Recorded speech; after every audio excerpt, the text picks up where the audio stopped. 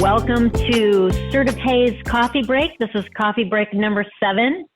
And I am drinking a delicious Peruvian Americano from King State Coffee right here in Florida. So I hope you guys all have a delicious coffee. We have Cindy Merkel on the line from our HR team, and she's going to help moderate and deal with all the questions this morning. So remember to open your Zoom group chat, and you can type your questions right into the chat, and we will get to all of them. We're going to push all the questions to the end, and that way we won't miss any.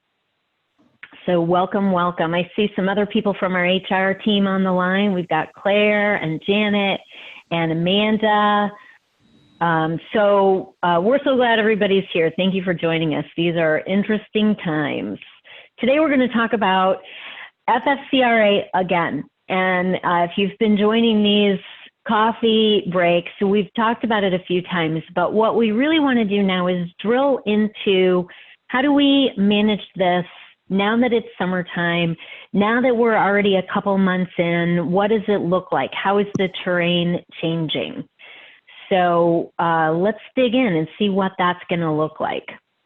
So taking a quick recap, of course, the FFCRA is the Families First Coronavirus Response Act, went into place a couple months ago, and it will be in effect until the end of the year. So that's kind of an important thing to remember, is this policy is still in place. It didn't just go the beginning, you know, take care of all the beginning, people who were sick, childcare, whatever, and now we're done. No, it's still in place.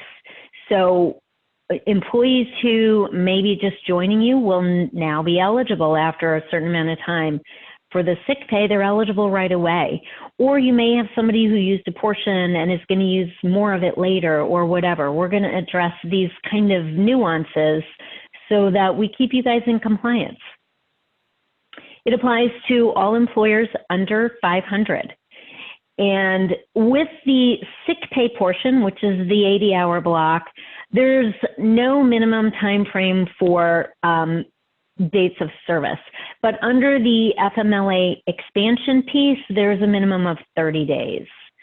The sick pay is an 80-hour paid leave window, and then the emergency FMLA expansion is 10 more weeks beyond that for a total of 12. So one thing I remind people is full pay is for the individual. 2/3 pay is the individual caring for someone else. And that's how you can kind of think about it. Is it for my actual employee, or is it for somebody else in my employee's life? 2/3 pay for the individual employee, or full pay for the individual employee, 2/3 pay if the employee's caring for somebody else. And we've got our caps there, $511 a day for full, $200 a day for 2/3. All right, drilling in a little bit more on that recap. So for the sick pay, that 80-hour portion, you've got your actual employee has been quarantined. They have been advised to self-quarantine by a healthcare provider. They actually have COVID-19 symptoms or have received a positive test result or have the actual diagnosis. So those are within that 80 hours, they receive full pay. It's the actual individual, and they are directly connected to COVID-19. Under those first 80 hours, you also have the 2/3 pay. So your employee is caring for somebody who has test positive or has been quarantined and needs the extra care. So that would be capped at $200 a day. Or that individual employee is caring for a child whose daycare is closed, school is closed, summer camp is closed, whatever it is. Child care can be anything. A grandparent, a neighbor, a nanny, anyone who cares for your children is considered a child care provider under this bill. And so in that first 80-hour window, if they are caring for a child whose school is closed, daycare is closed, they would be eligible for that 2/3 pay. Now, just real quick, I want to talk about the... Hey, how are you? I'm good. Oh, don't forget to mute yourselves, guys, if you're on the call.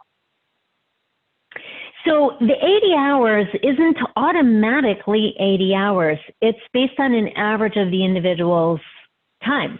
So if you have an employee who is a part-time employee and normally works 20 hours in a week, then they would be eligible for 2 weeks under this plan, 20 hours in the first week and 20 hours in the second week for a total of 40. They don't get the 80 because that's the number. They get what their particular average is in a 2-week window. And also same with pay. So you would take the average wages that somebody would earn during their time of work, and that's what you would pay them during that time. Commissions count, tips count, bonuses, you factor it all in to get the average wage for this kind of payment. And going to my next slide.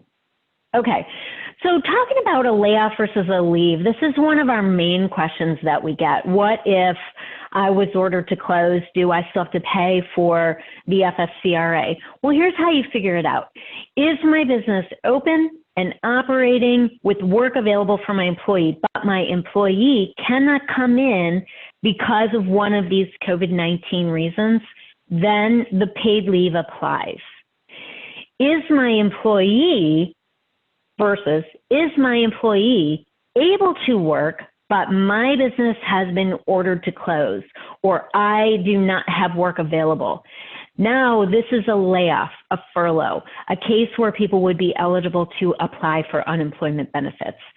So that's how you can really separate it in your mind. Am I open and I have work available, but the employee can't come in because of COVID-19? Or is my employee available, but I'm closed and they can't come in because I'm closed? That's when it's a layoff or a furlough. Good. And that's one of our main questions that we get. So I wanted to make sure we covered that. If you have more examples or questions about it, go ahead and throw that in the chat box and we'll talk about it some more. So payroll tax credit. This is how you pay for those wages. If you paid anyone under the emergency sick pay or the expansion of FMLA, those wage dollars are credited against your 941 quarterly taxes due. And so a quick example, let's say you had people out on emergency FMLA and sick pay during the quarter, and it totaled $5,000 in wages just for those individuals on FFCRA. But you owe $8,000 in quarterly payroll taxes on your 941. That means you subtract your $5,000 right off, and then you only pay the $3,000. Easy. Now let's flip that example. Let's say you paid out $8,000 in wages specifically for FFCRA leave, but you only have due $5,000 in payroll taxes. You have a deficit now of $3,000. So the IRS is creating a fantastic form for you to apply for the emergency credit difference. Simple. And they have also stated that they plan to have those credits back to people within a 2-week window. So if you end up in that deficit, get that form filled out. You know, I haven't actually seen the form yet. I don't know that it's created, but we know they've talked about it and they're planning on it. So at the point when we get to the quarterly returns, it should be prepared and ready. And, Rachel? And you'll get those back right away. Yeah. I do have an update that we are working on some more PPP forgiveness reports for our clients as well. And we can let everybody know when those come out. Oh, we have some fantastic PPP reporting. So, you know, it's such a great point because our next coffee break is going to be talking about the PPP loan forgiveness program, where we're going to talk about all those forms and ways that we can help you out.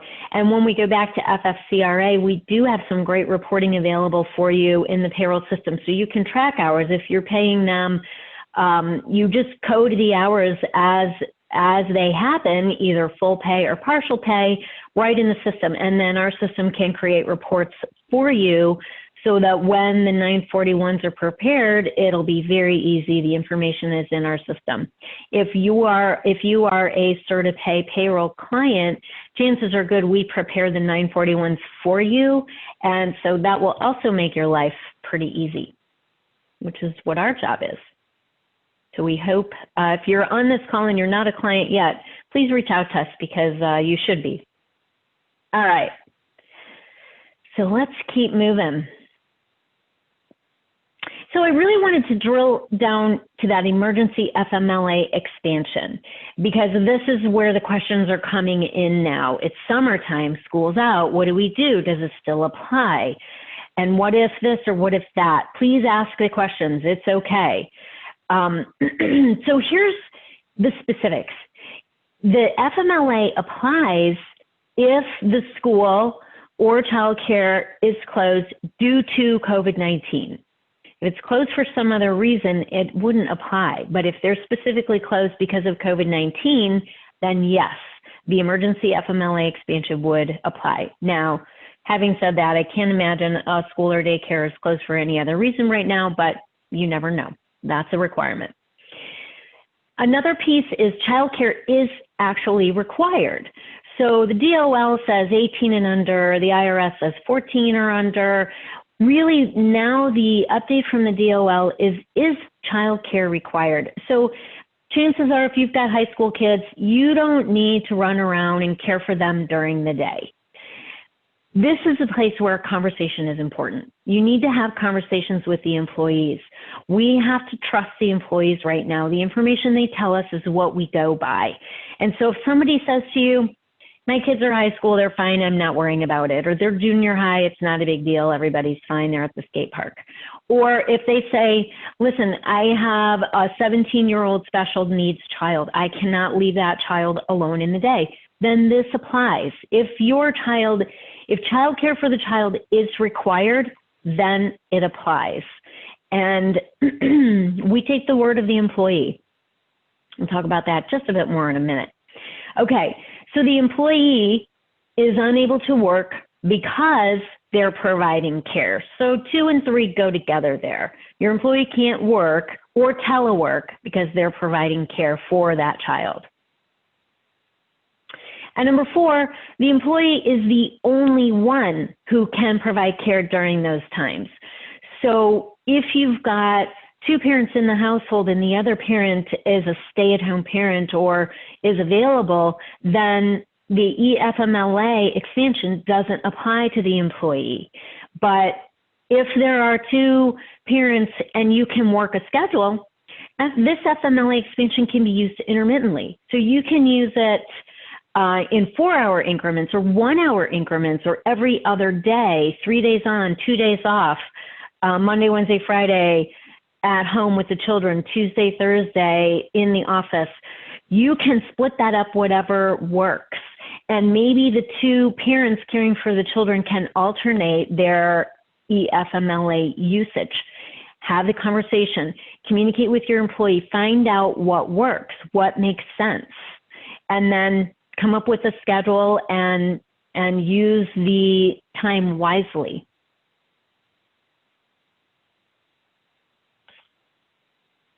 Okay, so let's talk about a couple of yes examples. Just like I said, you've got children who actually need care. You have young children, a 5-year-old and an 8-year-old. They're out because kinder care is closed, summer camp is closed. You have no place else for them to go. These kids need childcare. You can't leave these kids alone all day and head off to the office. So this is a definite yes example. I had somebody ask me, well, what if they didn't sign them up for camp? Can we ask for proof that they signed up for camp? Well, really, no, you don't want to ask for that proof. And there's a pretty good example where you can show this employee's worked for you for 5 years and the previous 4 years, their kids were in summer camp. Then that's all the information you need. You don't need to have proof that they've already signed up for camp or anything like that. And that, that doesn't really apply. Again, we're talking about a conversation. Talk to the employees, find out what's going on and what you can do to help and how can you get your employees working, work with them figure out a plan. Here's another great example. You have an employee who is out on FMLA, regular FMLA already because she had a baby, and she is scheduled to return this summer, but her nanny is no longer available as a result of COVID-19. Also, her spouse has an essential job and is not able to use FMLA expansion. In this case, yes, the employee would be eligible for the emergency FMLA. However, we now have to look at how many weeks has she already used, because the 12 weeks is 12 weeks, and it's not an additional 12 weeks under the emergency expansion. 12 weeks of FMLA in 1 year is the maximum. So let's say this particular example, this employee was out for 12 weeks during the time when she had the baby. She is no longer eligible to use any FMLA expansion because she used all of her 12 weeks. But let's say she only used 8 weeks, and now it's time for her to return. She was planning to return in the summer, but she can't. She has 4 more weeks of this emergency FMLA available to her at 2/3 pay. So while you wouldn't go backwards, none of her other FMLA would be considered paid because it's regular FMLA. But as soon as she would be available to return, it is a COVID-19 situation because she's lost her childcare. So those 4 weeks remaining in the 12-week window, she would be eligible for 2/3 pay until she exhausted the full 12-week maximum. And then at that point, she would have nothing available to use. Rachel, if she had nothing Yeah. left to use, if she has nothing left to use when she comes back to work, can she use the 2 weeks of sick pay to add to the 12 weeks of FMLA? No, because the 12 weeks of that FMLA are part of it. That's already part of that window. Okay. All right. Did I go back too far? Okay. So now we got some no examples. Your employee has a 16-year-old who was supposed to have a summer job down at the local convenience store, only the job got eliminated because of COVID-19. So your teenager's probably going to play video games and go down to the skate park. This is an example of no. This child does not require child care, so the employee would not be eligible. Now, you want to be careful. Have the conversation, communicate with your employee. You can't just make the decision for them. You can't assume your child does not need care and therefore you're not eligible. Have the conversation with them. Another example, your employee has a spouse who is a stay-at-home parent already, or is home because they have been laid off and they've not been called back to work yet. This is another no example because they are not the only child care provider available during the time frame. So that was one of our 4 points, is they've got to be the only one. So there gets to be, we start to see some gray lines here. So again, you want to be careful. Have a conversation with the employees and let them tell you what the story is and then go by that. So what do? If we're having conversations and we're asking them, we have to go by their word. We want some documentation. There is no documentation required, and the DOL has very specifically said, do not ask them to give you proof. Don't send them to get proof for you. Just ask them, have the conversation. We've created a fantastic FFCRA form, and we're happy to share it with you. When we get to the end of this, please make sure we have your email. We'll send you the form. Please use it. And what's important on this form is the information that the employee gives you. So they're going to tell you, these are, my kids, this is how old they are. I'm the only parent who can care for them. The camp is closed, the child care is closed, whatever it is. But most importantly, they're going to sign it. And there's a statement that says, I am telling you the truth. And that's the important piece of the information. So you're asking the employee to be honest with you and give you documentation that tells what happened, what the story is, and that they're telling you the truth with their signature. So the thing is here, You're going by their word. We're saying you got to dig deep right now. You have to trust your employees and know that you're going to get these wages back in tax credits, and you want to trust what they're telling you. And in the event that they're not being honest and you find that out later, they are subject to disciplinary action up to and including termination. So get that information, get the signature, document what you can without pushing them to get additional proof. Good so far? So just my final thoughts and takeaways. Remember, FFCRA is in place for the rest of the year, so we need to think about it and manage it in terms of, what's been used, what's remaining. Keep track for different people, because the FMLA expansion can be used intermittently. Your sick pay portion, that additional or the beginning 80-hour window, may be broken up. It is not meant to be intermittent, but you may have somebody who used a week at the beginning because they were told to self-quarantine or whatever the case is, and now they may come down with it again. COVID-19 is not gone. We have case counts still going up in different parts of the country. And so we still want to pay attention. You might have somebody who comes down with it or has a positive test result later, in which case you want to do all the proper things. You want to make sure that you provide the sick time available to that individual and manage things as you can according to the CDC guidelines. Document everything that you can for your records so that you can show, if called upon, you can show what wages were paid and why, and trust your employees. That's the best thing to do right now. And finally, do the best you can.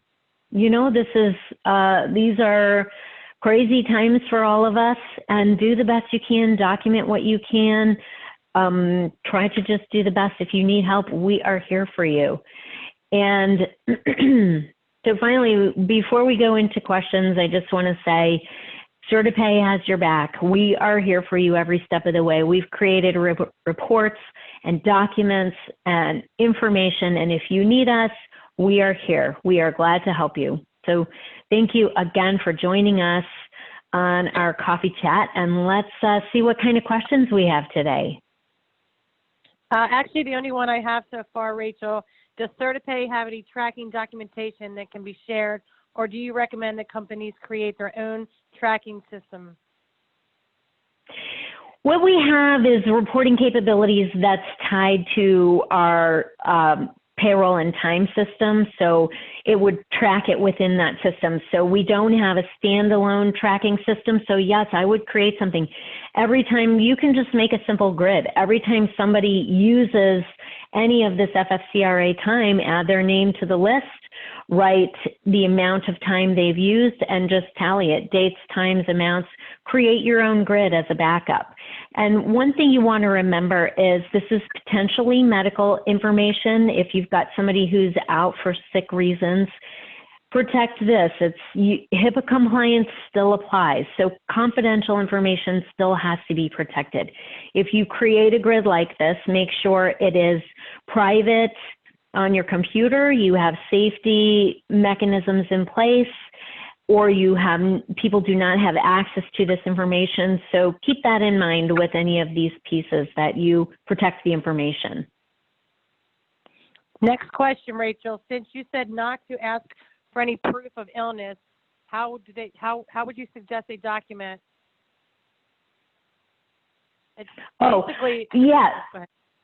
Yeah, so really simple. You're asking them to fill out the form. They're going to give you the name of the physician who made the recommendation, possibly the date they went to a testing facility, the results they got from the testing facility.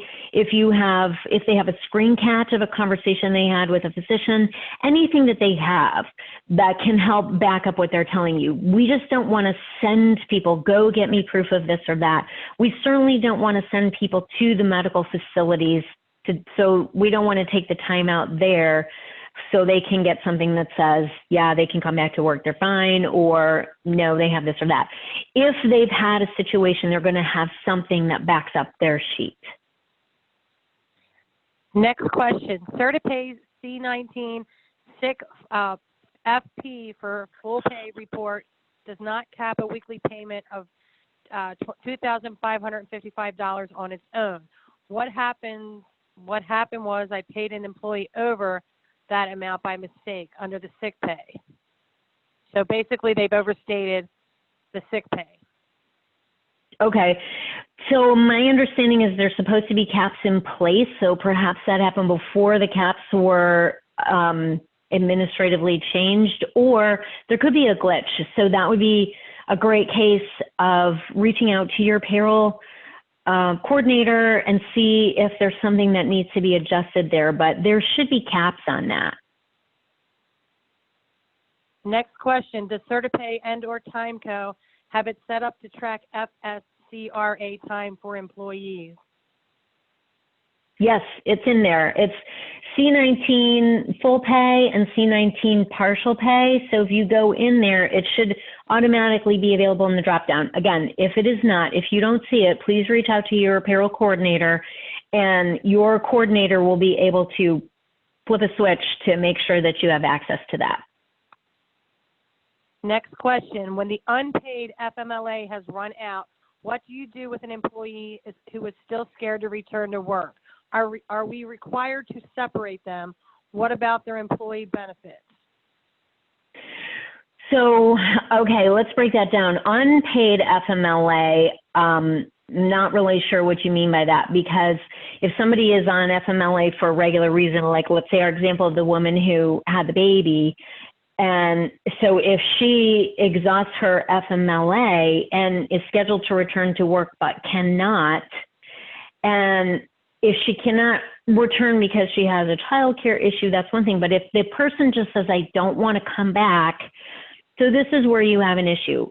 You have work available. You're asking the person to come back, and they're telling you they're not coming back. Have a conversation. First, find out why. If they are not aware of your safety protocols, have the conversation. This is what we're doing. We have additional cleaning in the facility. We are following these safety guidelines. We have masks and antibacterial dispensers and whatever you're doing. So have the conversation and see if it's that. Can you make the employee comfortable enough to return? If the employee says no, that is the employee's choice. If you are doing everything you can to provide a safe environment and they still don't want to come, that is a voluntary resignation. So if you've done everything you can and they still don't come back, then they have voluntarily abandoned their position.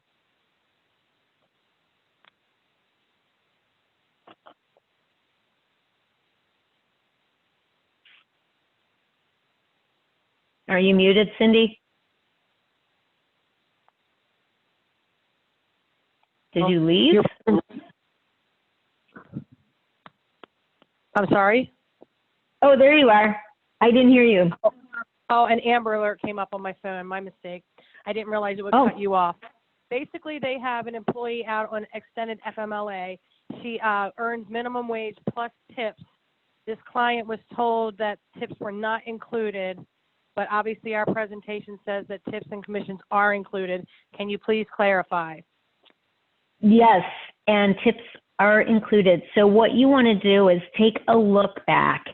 Take that individual employee, go back in a 6-month window and create a new average rate for the individual employee. So you will factor in all of the hourly wage that you paid plus the tips that the individual earned, get a total.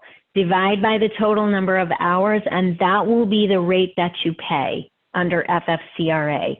So if the person is out on sick, it would be the full rate at that 511 cap. If the person is out on childcare for the expansion, for the FMLA expansion, then it's 2/3 pay. So whatever that rate is, capped at $200 a day. But yes, you're going to factor in all of those tips to get your new hourly rate. And so do a nice look back period over 6 months and get a new average for that individual. I actually have no more questions. I do have a few email addresses that folks had already sent. If there's no more questions, please put your email address in the chat box, and I will ensure that you get this presentation as well as I know the other folks were requesting the form. I will also send the form in addition to the link. Fantastic. All right, guys, next week we hope to have some new forms for the PPP loan forgiveness. The application that was out, the 11-page application that everybody was so excited about, is probably going to change. So provided we get all of our updates for the PPP loan forgiveness, that's going to be next week's coffee break, and we'll go over it again and make sure you guys get the maximum forgiven on your loans and help you out with those forms. Thanks again. Thank you for joining us for our weekly coffee breaks, and we look forward to chatting with you next week. If you need us or need help, please don't hesitate to reach out to us. CertaPay is here for you. Thank you very much.